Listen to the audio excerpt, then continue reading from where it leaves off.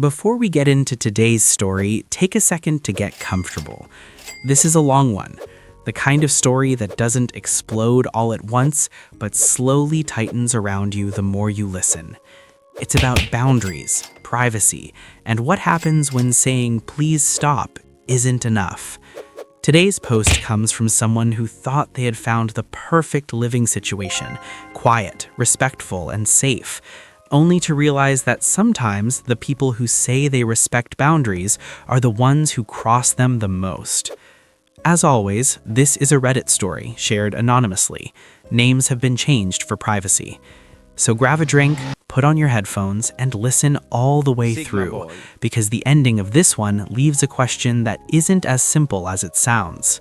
I never thought I would end up writing one of these posts. I'm not dramatic, I'm not impulsive, I usually avoid conflict at all costs, but this situation has been eating at me for months, and I honestly don't know anymore if I crossed a line or if I just did what I had to do to protect my sanity. I'm a 23-year-old guy, and until recently, I'd never lived with a stranger before. I grew up in a household where closed doors meant something. Privacy wasn't a privilege, it was normal. If someone knocked, they waited. If someone said no, that was the end of the discussion. That context matters, because without it, I think people might assume I'm overreacting. Earlier this year, I got a 6-month internship offer in Los Angeles. It came out of nowhere. One minute I was living comfortably in my hometown, and the next I had less than 2 weeks to uproot my life and move across the country. Anyone who's ever tried to find housing in LA knows how brutal it is. Every listing I saw fell into one of 3 categories: outrageously expensive, party house with 5 roommates, vague, and sketchy. I was starting to panic. Then I found her listing. It said, private bedroom and private bathroom, quiet apartment, ideal for young professional or intern. Owner is older, respectful, and values peace. I remember rereading it multiple times. It felt like a lifeline. Her name was Linda. She was in her late 60s, maybe 67 or 68. She told me she'd lived in the apartment for over 30 years. She didn't own it, but she spoke about it like it was part of her identity. When I toured the place, she was polite, well-spoken, and honestly kind of charming in a grandmotherly way. She emphasized privacy a lot. She told me, "I don't like people in my space. I keep to myself. I respect closed doors." I told her very clearly that I'm extremely introverted and that privacy is important to me. She smiled and said, "Oh, honey, we'll get along perfectly." I believed her. That was my first mistake. For about 2 weeks, everything was fine. We barely interacted. We exchanged polite hellos in the kitchen. She watched TV in the living room. I stayed in my room. I remember thinking how lucky I was. I thought I had found the rare shared living situation where both people mind their own business. Then small things started happening. Things so small that I ignored them at first. Linda asked a lot of questions. At first, they seemed harmless. Where are you going? When will you be back? Did you eat? Are you working tomorrow? I told myself she was just chatty, maybe lonely, but the questions never stopped, and they started feeling less like conversation and more like monitoring. One evening, about 10 days after moving in, I came home from work and went to my bathroom, and everything was different. Not destroyed, not messy, too clean. My trash can was empty. My towels were folded differently. My shampoo bottles were lined up in a neat row instead of how I'd left them. Then I saw the sticky note, bright yellow, right on the counter. It said, "I cleaned your bathroom for you, Zeke. Left some supplies so you can do it yourself next time." I just stood there staring at it. I didn't know how to feel. Grateful? Violated? Confused? All I knew was that someone had been in my space without my permission. I didn't say anything that night.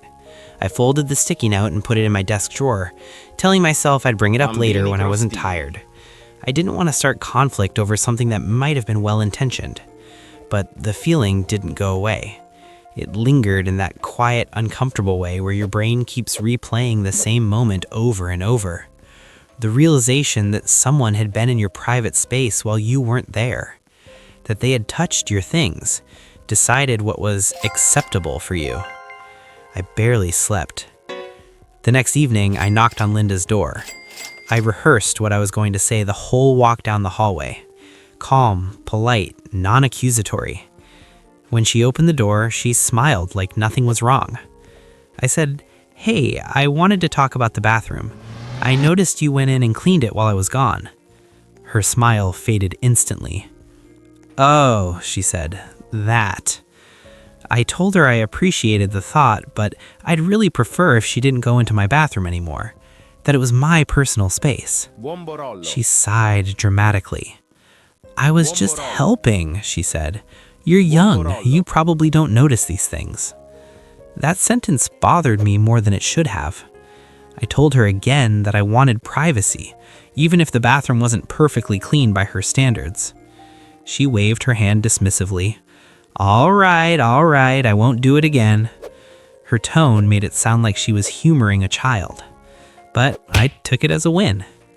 After that, I became hyper aware of everything. Every morning before leaving for work, I made sure to close my bathroom door. I even started checking the handle before I left, just to be certain. And every evening when I came home, it was open. At first, I thought maybe I was forgetting, so I tested it. One morning, I closed the door, stood there for a few seconds, and said out loud, "I'm closing it." When I came home that night, it was wide open. That's when I knew. When I asked her about it, she didn't even hesitate. "The skylight in your bathroom brings light into the hallway," she said. "The hallway feels dark otherwise." I suggested turning on the hallway light. She frowned. "I prefer natural light." I told her again that it made me uncomfortable knowing my bathroom was open when I wasn't home. She laughed. "You're very particular," she said. "Most people wouldn't care." That sentence stuck with me. Most people wouldn't care. As if my discomfort was a personal flaw instead of a boundary. After that, the apartment stopped feeling neutral. I'd leave my room exactly how I wanted it. Minimalist, controlled, calm. And I'd come back to tiny changes. My desk chair pushed in when I'd left it out. My jacket folded instead of draped over the chair. My notebook stacked neatly instead of slightly askew. Nothing obvious, nothing I could confront her about without sounding paranoid, but enough to make me uneasy. I started locking my laptop in my drawer when I left. I hated that. I kept telling myself I was overreacting. She was old, maybe lonely, maybe bored. Maybe she really was just helping. But the problem wasn't what she was doing. It was the fact that she didn't think she needed permission. About a month after moving in, I went away for a weekend to visit a friend. When I came back Sunday night, the apartment felt different. My room was warmer than usual. I checked the thermostat, same setting as always. Then I looked up. The AC vent above my bed was closed. I stood there staring at it, my chest tightening. I never touched that vent. I asked her about it the next morning. "Oh yes," she said casually. "I go in there sometimes and close it so more air comes into the living room." I didn't know what to say at first. She said it like it was the most normal thing in the world, like she was talking about moving a chair. I told her for the third or fourth time that my bedroom was private and that I didn't want her going in there. She crossed her arms. "This is my apartment," she said. "I've lived here for decades. You're just renting." That sentence landed like a slap. Something changed after that. It wasn't just about the room anymore. It was about control. She stopped pretending she respected my space. She started justifying her behavior instead. She framed everything as her apartment, her rules, her needs. Mine were optional. I started feeling anxious every time I left the apartment. I'd wonder, was she in my room right now? Was she reading something? Was she moving things again? I hated that feeling. Home is supposed to be where you decompress, not where you feel watched. One night, I came home exhausted. My bathroom door was open again. My room smelled faintly like cleaning products. That was it. I sat on my bed and realized something very clearly. She was not going to stop. The next day, I went to a hardware store. I bought 2 simple removable locks, nothing fancy, nothing permanent. I installed one on my bedroom door and one on my bathroom door. It took maybe 30 minutes. When I stepped back and looked at them, I felt something I hadn't felt in weeks. Relief. That night, I slept deeply for the first time since moving in. She noticed immediately. That evening, there was a sharp knock on my door. Then another, then another. I opened it. Her face was red. "How dare you put locks on my doors?" She was standing so close to the door that I could smell her perfume. Sharp, overpowering, the kind that lingers even after someone leaves the room. Her eyes flicked to the lock on my door and then back to my face. "How dare you put locks on my doors?" she repeated, louder this time. I took a breath and reminded myself to stay calm. "They're not your doors," I said. "They're the doors to the room and bathroom I'm paying for." That's when she lost it. She started talking over me immediately. "This is my apartment. I've lived here for over 30 years. You can't just come in and start changing things." I told her the locks were removable, that they didn't damage anything, that I was still paying rent and following the agreement. She laughed, not a nice laugh, a sharp, dismissive one. "You young people think you can just do whatever you want," she said. "No respect, no consideration." I felt my jaw tighten. She suddenly switched tactics. "What if there's a fire?" she demanded. "What if I need to get into your room?" I asked her calmly why she would need to enter my room during a fire instead of leaving the apartment like a normal person. She didn't answer that. Instead, she said the hallway needed light and that my bathroom door being closed was a safety issue. I pointed out again that there is a hallway light switch. She said she didn't want to use electricity during the day. At that point, it was clear she was grasping at anything that might give her leverage. I told her something I'd been holding back for weeks. I wouldn't have needed locks if you hadn't kept going into my room and bathroom after I asked you not to. Her face hardened. "I was helping you," she said. "You're too sensitive." There it was again. Too sensitive. Not disrespected, not uncomfortable. Too sensitive. She kept talking, listing reasons, justifications, complaints. She said I was ungrateful. She said she'd never had a roommate like this before. She said I was acting like I owned the place. Something in me snapped. Not explosively, not dramatically, just cleanly. I told her very clearly, "Stay out of my room, stay out of my bathroom. I've asked you politely multiple times. This is the only way I feel safe in my own space." She scoffed. "You don't get to tell me what to do in my own home." That's when I said it. "If you had respected my boundaries, we wouldn't be here, so stay the hell out of my space." She started yelling, not raised voice yelling, full-on shaking anger. She called me entitled, disrespectful, a typical millennial who thinks the world owes him something. She said I was treating her like a criminal. I felt my chest tighten. I hadn't raised my voice once, and still, somehow, I was the villain.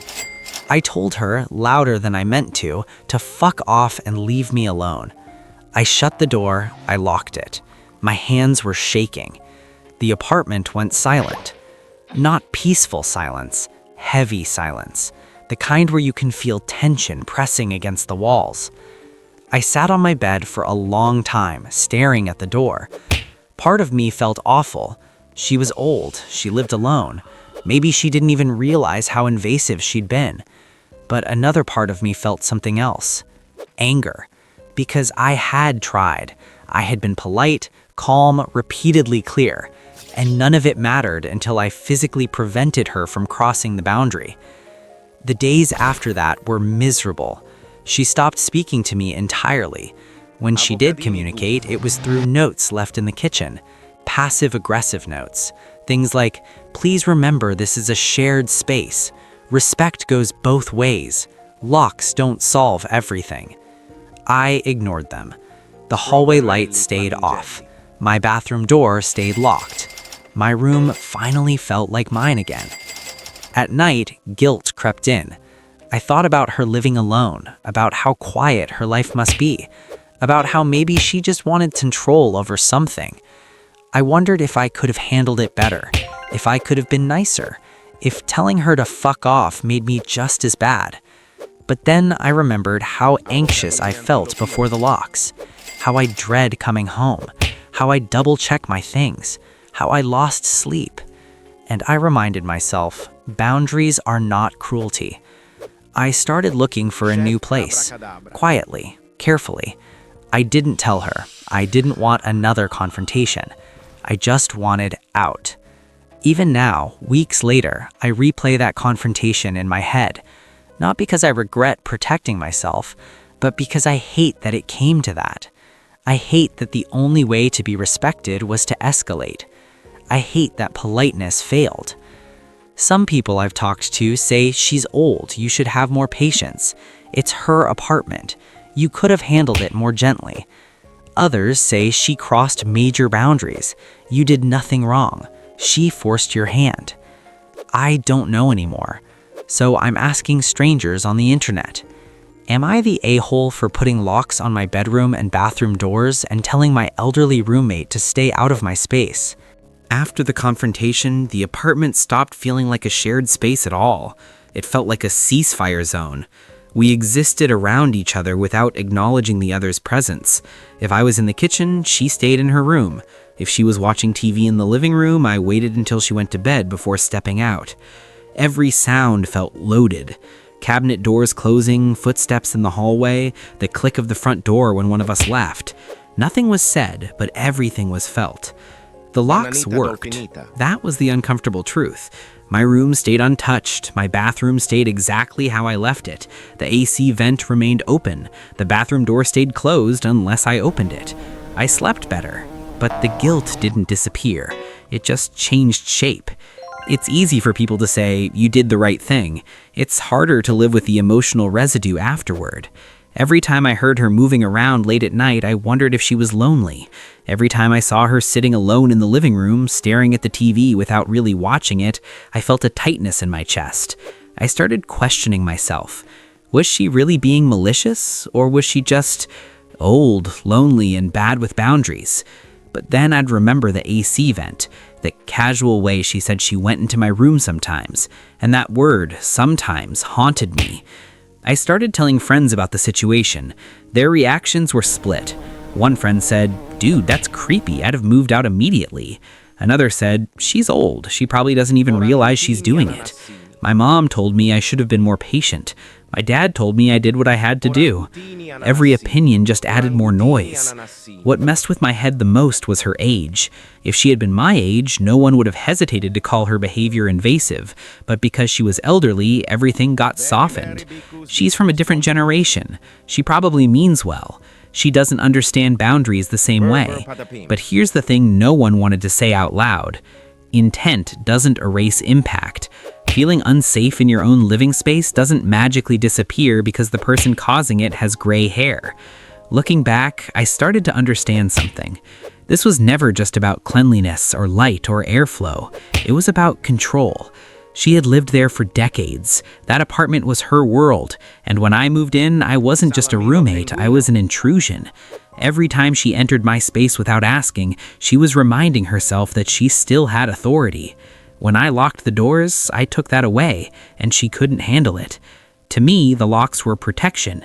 To her, they were rejection. They were a physical reminder that she wasn't entitled to every part of the apartment anymore. That hurt her pride, but pride doesn't justify crossing boundaries. A week after the confrontation, the notes escalated. Please remember mutual respect. Living in fear is unhealthy. You can talk to me like an adult instead of hiding behind locks. That one stung, because I had tried to talk, multiple times. One evening, I came home later than usual. As I walked past the living room, I heard her on the phone. She didn't know I was there. "I don't know what I did wrong," she was saying.